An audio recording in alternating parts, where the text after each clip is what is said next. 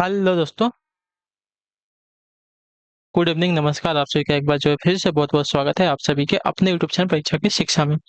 उम्मीद करता हूँ, आशा करता हूँ आप सभी जो स्वस्थ हैं, कुशल मंगल अपनी तैयारी जो अच्छे और बढ़िया तरीके से कर रहे हैं। तो जो भी क्लास में फर्स्ट टाइम आए हैं, पहली बार आए हैं, नए हैं, सभी को पता है हमारे साथ आपकी यूपीटी से पीटी एग्जाम 2025 की आपकी तैयारी साथ रेगुलर बेसिस पर हो जाए डेली करवाई जाए। तो जिसे भी तैयारी पूरी करनी है, कंप्लीट करनी है, चैनल को सब्सक्राइब करके आप लोग हमारे साथ जुड़िए। ठीक है, क्लास का समय देखिए, जीके चीज की जो सुबह 10 बजे डेली आपको देखने को मिलती है। रीजनिंग और मैथ्स की क्लास जो है दोपहर को 3 बजे, हिंदी और जनरल अवेयरनेस की क्लास जो है शाम को 7 बजे आप सभी को हमारे चैनल पर देखने को मिलते हैं। तो आप सभी को इसी टाइम पर क्लास से जुड़कर अपनी तैयारी को पूरा और कंप्लीट करना है। ठीक है, नीचे डिस्क्रिप्शन आप सबको इंस्टाग्राम टेलीग्राम का लिंक मिलेगा, तो आप इंस्टाग्राम पर फॉलो करेंगे, टेलीग्राम चैनल को ज्वाइन करेंगे। टेलीग्राम चैनल पर डेली बेसिस पर क्लास का अपडेट और आपको एग्जाम का अपडेट जो है देखने को मिल जाएगा। तो आप लोग जो है टेलीग्राम चैनल को ज्वाइन कर लेंगे। ठीक है, चलेंगे क्लास स्टार्ट करेंगे। और क्लास स्टार्ट करने से पहले सभी से रिक्वेस्ट है कि जिसने अभी तक क्लास को लाइक नहीं किया लाइक करेंगे, शेयर नहीं किया तो शेयर करेंगे, जिसने अभी तक चैनल को सब्सक्राइब नहीं किया वो लोग जो चैनल को सब्सक्राइब करेंगे। चलिए, पहला क्वेश्चन आपके सामने दिया गया, ध्यान से देखिएगा, बताइएगा राइट आंसर क्या हो जाएगा। इरविकुलम राष्ट्रीय उद्यान किस राज्य में स्थित, बताइए। इरविकुलम राष्ट्रीय उद्यान जो है किस राज्य में स्थित है? तो यह जो है आपका केरल राज्य में, ऑप्शन नंबर आपका सी राइट हो। ठीक है, इरविकुलम राष्ट्रीय उद्यान केरल राज्य में इडुक्की जिले के पश्चिम घाट में स्थित है। ठीक है, जिसका क्षेत्रफल आपका 97 वर्ग किलोमीटर क्षेत्रफल में स्थित है। ठीक है, इरविकुलम राष्ट्रीय उद्यान का पूरा खर्चा जो है यूनेस्को की विश्व विरासत समिति के रूप में जो है विचाराधीन है। ठीक है, अगला क्वेश्चन आपका साथियों 32 नंबर, इलाहाबाद में इनमें से कौन सा मेला मनाया नहीं जाता, बताइए। कुंभ मेला, माघ मेला, वैशाख मेला या अर्ध कुंभ? तो इलाहाबाद में इसमें से जो है आपका यहाँ पे वैशाख मेला नहीं मनाया जाता। ठीक है, ऑप्शन नंबर आपका सी राइट है। प्रयागराज यानी कि इलाहाबाद में 14 जनवरी मकर संक्रांति को जो है माघ मेला, कुंभ जो है प्रत्येक 12 वर्ष में, तथा अर्ध कुंभ जो है प्रयाग में दो कुंभ पर्वों के बीच 6 वर्ष के अंतराल पर जो है आयोजित किया जाता है। क्लियर सभी को?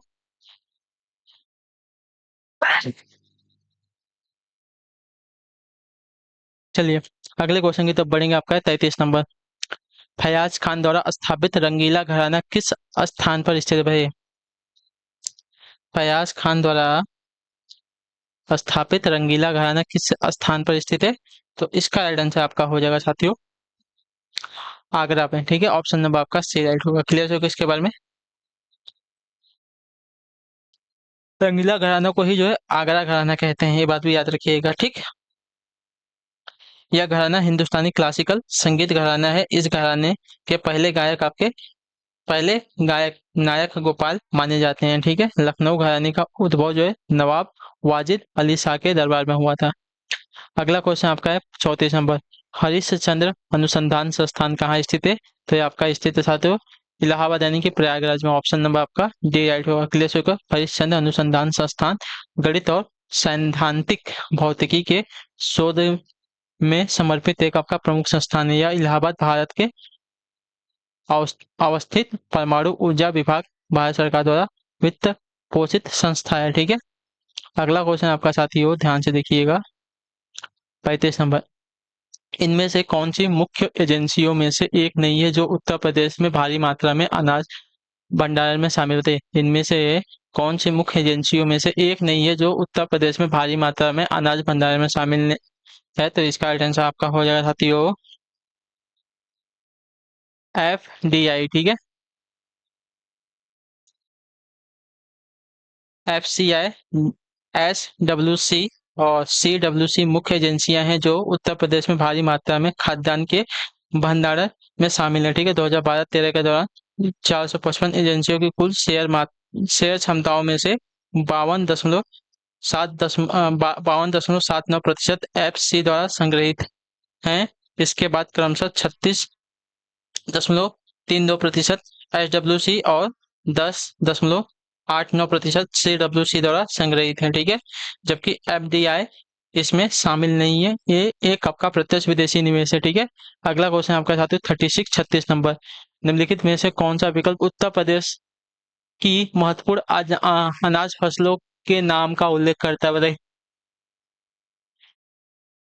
निम्नलिखित में से कौन सा विकल्प जो है उत्तर प्रदेश की महत्वपूर्ण अनाज फसलों के नाम का उल्लेख करता है? तो इसका राइट आंसर आपका हो जाता है चावल, गेहूं, बाजरा और मक्का। ऑप्शन नंबर आपका जो डी दिया गया आपका राइट आंसर। उत्तर प्रदेश की मुख्य फसलें चावल, गेहूं, ज्वार, बाजरा, मक्का, उड़द, मूंग, अरहर, चना और गन्ना है। यह भारत में खाद्यान्न का सबसे बड़ा उत्पादक है और कृषि उत्पादन के लिए अनुकूल है। ठीक है, अगला क्वेश्चन है साथियों 36 नंबर, भारतीय अर्थव्यवस्था का मेरुदंड कौन सा क्षेत्र है?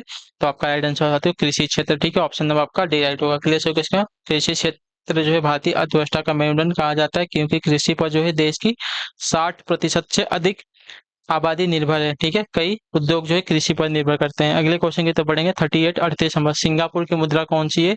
तो सिंगापुर की मुद्रा आपकी सिंगापुर डॉलर है। ऑप्शन नंबर आपका बी राइट होगा। क्लियर है इसके बारे में, सिंगापुर डॉलर करीब जो है 55 रुपए के बराबर होता है। चलिए अगले क्वेश्चन की तरफ बढ़ेंगे, आपका 39 39 नंबर, निम्नलिखित में से कौन सा दिन जो है निम्नलिखित में से कौन सा दिन जो है रिजर्व पुलिस बल यानी कि सीआरपीएफ के स्थापना दिवस के रूप में मनाया जाता है? बताइए, रिजर्व निम्नलिखित में से कौन सा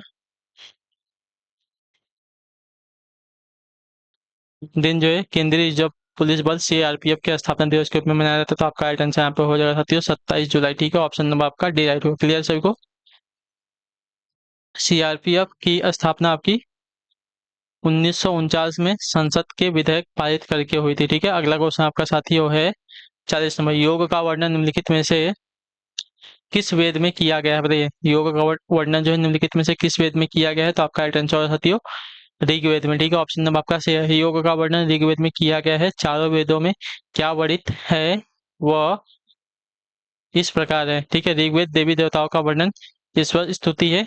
यजुर्वेद यज्ञ की विधियां और यज्ञ के मंत्र कर्मकांड है। सामवेद आपका संगीत से संबंधित है। अथर्ववेद आपका आयुर्वेद से संबंधित है। ठीक है, अगले क्वेश्चन की तरफ बढ़ेंगे 41 है 41 नंबर, उत्तर दीजिएगा, अंतरिक्ष में प्रथम पुष्पित पुष्प है कौन सा? होती है अंतरिक्ष में प्रथम पुष्पित पुष्प कौन सा है? तो आपका राइट आंसर होगा जीनिया। ठीक है, ऑप्शन नंबर आपका ए राइट हो जाएगा। क्लियर होगा इसके बारे में, जनवरी 2016 में नासा वैज्ञानिकों ने जीनिया का फूल सर्वप्रथम अंतरिक्ष में खिलाया है। ठीक है, इससे पूर्व जो 2015 में रेड लोटस का पौधा अंतरिक्ष में उगाया गया था। ठीक है, चलिए 42 नंबर प्रश्न है, महात्मा गांधी को राष्ट्रपिता कहकर संबोधित करने वाले पहले व्यक्ति कौन थे? तो आपका राइट आंसर यहाँ पे हो जा सकते हैं सुभाष चंद्र बोस। ऑप्शन नंबर आपका सी राइट है। ठीक है, महात्मा गांधी को राष्ट्रपिता कहकर संबोधित करने वाले पहले व्यक्ति आपके थे सुभाष चंद्र बोस। चलिए 43 है 43 नंबर क्वेश्चन। ठीक है, 43, पोटला पैलेस जो एक आपका 7 मंजिला भवन है किससे संबंधित है? बताइए, पोटला पैलेस जो आपका 7 मंजिला भवन है किससे संबंधित है? तो यह संबंधित है साथियों आपका दलाई लामा से। ठीक है, ऑप्शन नंबर आपका बी राइट होगा। ठीक है, कोटला पैलेस तिब्बत की राजधानी लहासा में स्थित तिब्बती धर्मगुरु दलाई लामा का शीतकालीन निवास स्थान है। ग्रीष्मकालीन निवास स्थान आपका नोरबुलिंग पैलेस कहा जाता है। ठीक है, अगला क्वेश्चन आपका 44 नंबर, अनुभवी स्वतंत्रता सेनानी लेखक व शिक्षाविद के एम मुंशी ने निम्नलिखित में से किस संगठन की स्थापना की थी? तो इसका राइट आंसर आपका हो जाती हो भारतीय विद्या भवन की। ऑप्शन नंबर आपका बी राइट होगा। क्लियर होगा इसके बारे में, कन्हैया लाल जी एक स्वतंत्रता सेनानी थे, बम्बई प्रांत और केंद्रीय मंत्रिमंडल में यह मंत्री भी रहे हैं। इनका नाम भारतीय विद्या भवन के संस्थापक के रूप में जो है ख्यात है। ठीक है, इसकी स्थापना 1938 के समय इन्होंने कहा, जहां इस देश का प्राचीन ज्ञान और वैद्य आधुनिक बौद्धिक आकांक्षाएं मिलकर एक नए साहित्य और नए इतिहास और नई संस्कृति को जन्म दे सकें। ठीक है, अगला क्वेश्चन आपका है 45 नंबर, उत्तर देने की कोशिश करेंगे। राइट आंसर मेगास्थनीज जिन्होंने भारत के बारे में प्रसिद्ध ग्रंथ इंडिका लिखी है वह मूल रूप से किस देश के थे? तो आपका राइट आंसर हो जाएगा साथियों या जो है ग्रीस। ठीक है, ऑप्शन नंबर बी राइट होगा। चंद्रगुप्त मौर्य में यूनानी निवासी सेल्यूकस को जो है 305 ईसा पूर्व पराजित किया था। ठीक है, सेल्यूकस चंद्रगुप्त मौर्य ने यूनानी निवासी सेल्यूकस को जो है 305 ईसा पूर्व जो है पराजित किया था। सेल्यूकस ने अपने राजदूत मेगास्थनी को चंद्रगुप्त के दरबार में भेजा, जिसने मौर्य प्रशासन पर इंडिका नामक पुस्तक लिखी है। ठीक है, चलिए अगले क्वेश्चन की तरफ बढ़ेंगे आपका साथियों 46 नंबर 46 नंबर। ठीक है, निम्नलिखित में से कौन से राष्ट्रीय नेता जो है poverty and un British rule in India के लेखक हैं? बताइए, poverty and un British rule in India के लेखक कौन है? तो इसका राइट आंसर हो जाएगा साथियों दादा भाई नौरोजी। ठीक है, ऑप्शन नंबर आपका सी राइट होगा। ठीक है, और इसकी बात करें तो देखिए ग्रीस का वर्तमान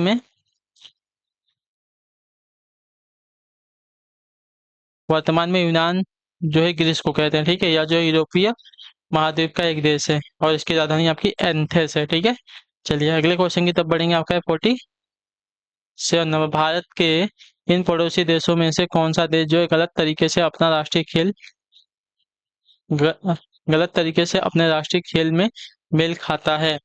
ठीक है, तो अफगानिस्तान का मुचकासी से संबंधित है, सही है। बांग्लादेश क्रिकेट का नहीं है, ठीक है। बांग्लादेश का राष्ट्रीय खेल आपका कबड्डी है, ठीक है।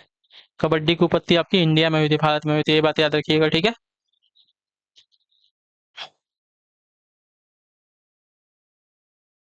अगले क्वेश्चन की तरफ बढ़ेंगे। अच्छा, और भूटान का देखिए तीरंदाजी है, नेपाल का आपका वॉलीबॉल है राष्ट्रीय खेल।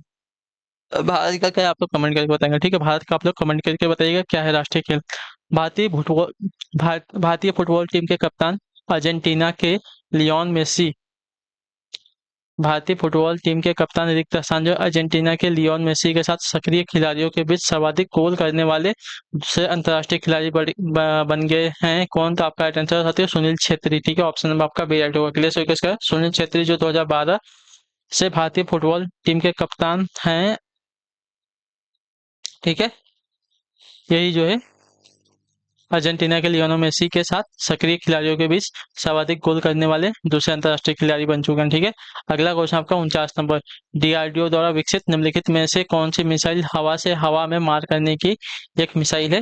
तो हवा से मार करने की मिसाइल आपकी जो है यहाँ पे उसका नाम अस्त्र है, तो ऑप्शन नंबर आपका सी है, ठीक है। अस्त्र जो है दृश्य सीमा से परे हवा में, अच्छा, अस्त्र दृश्य सीमा से परे हवा में मार करने वाला प्रक्षेपास्त्र है जिसे रक्षा अनुसंधान और विकास संगठन डीआरडीओ ने विकसित किया है, ठीक है। यह हवा से हवा में मार करने वाला भारत द्वारा विकसित पहला प्रक्षेपास्त्र है।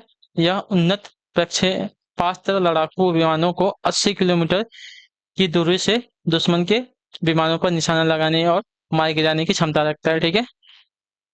चलिए अगला क्वेश्चन आपका 50 नंबर, भारतीय सशस्त्र सेनाओं द्वारा पाकिस्तान से हाजी पीर की लड़ाई किस वर्ष लड़ी गई थी? तो इसका राइट आंसर हो जाएगा साथियों आपका 1965 में, ठीक है। क्लियर सो भारतीय सेनाओं द्वारा पाकिस्तान से हाजीपीर की लड़ाई 1965 में हुई। उस समय भारत के प्रधानमंत्री लाल बहादुर शास्त्री थे, ठीक है। लाल बहादुर शास्त्री थे, जिसकी ताशकंद यानी कि उज्बेकिस्तान समझौते 1966 के दौरान जो है मृत्यु हो गई थी, ठीक है। क्लियर सभी को। चलिए अगला क्वेश्चन आपका है 76 नंबर, दिगवंत में कौन सी संधि है बताइए? दिग्वंत में कौन सी संधि है? तो दिग्वंत में अगर संधि की बात करें तो व्यंजन संधि हो गई। क्लियर सभी को। दिग्वंत का संधि विषय आपका दिक धन अंत है, ठीक है। दिग्वंत का संधि विषय। अगला क्वेश्चन आपका साथी 77 नंबर, वृक्ष शब्द का प्रयोज्य क्या है? तो वृक्ष शब्द का प्रयोज्य आपका यहाँ पे जो है पादप हो जाएगा। ऑप्शन नंबर आपका बी है, ठीक है। पादप जो है जीव विज्ञान एवं वनस्पति जगत का एक अहम एवं विशाल हिस्सा है जिसमें छोटे बड़े एवं पौधे सम्मिलित होते हैं, ठीक है। तो ऑप्शन नंबर बी आपका राइट है। अगला क्वेश्चन आपका 78 है, भौतिकी के लिए विलोम शब्द होगा क्या? तो भौतिकी के लिए विलोम शब्द आपका यहाँ पे आध्यात्मिक हो जाएगा। ऑप्शन नंबर आपका बी राइट होगा। क्लियर सभी को। भौतिकी के लिए विलोम शब्द का आध्यात्मिक हो जाएगा। अगला क्वेश्चन आपका है 79, ऐहिक का तात्पर्य क्या है? ऐहिक, ऐहिक का तात्पर्य होता है इस लोक से संबंध रखने वाला, ठीक है। ऑप्शन नंबर आपका बी राइट होगा, ठीक है। अलौकिक किसको कहते हैं? जो सांसारिक न हो उसको अलौकिक कहते हैं, ठीक है। इतिहास से संबंध रखने वाला आपका ऐतिहासिक कहलाता है, ठीक है। और देह संबंधी चिकित्सा आपका दैहिक चिकित्सा कहलाता है। अगला क्वेश्चन आपका 80 नंबर, आखिरी क्वेश्चन, स्त्रीलिंग पुल्लिंग का कौन सा जोड़ा आपका सही नहीं है? तो देव का देवी आपका सही है, मामा मामा का मामी सही है, कांत का कांति गलत होगा, कांत का कांता होगा स्त्रीलिंग, ठीक है। गधा का गधी आपका सही है, ठीक है। तो ऑप्शन नंबर सी वाला आपका सही जोड़ा नहीं है। चलिए स्त्रीलिंग पुल्लिंग का, तो इसी के साथ जो आपकी क्लास है आज के यहीं पे पूरी होती है, कंप्लीट करती है। उम्मीद करता हूँ आपको क्लास जो अच्छी लगी, पसंद है तो अपना जो फीडबैक है क्लास के बारे में कमेंट में बताइएगा। क्लास अच्छी है, क्लास को लाइक करके चैनल पहले चैनल को सब्सक्राइब करके हम आपसे मिलते हैं आपकी अगली क्लास है। तब तक के लिए टाटा बाय बाय, जय हिंद, जय भारत। आपसे क्लास से जुड़ने के लिए बहुत बहुत ही धन्यवाद साथी।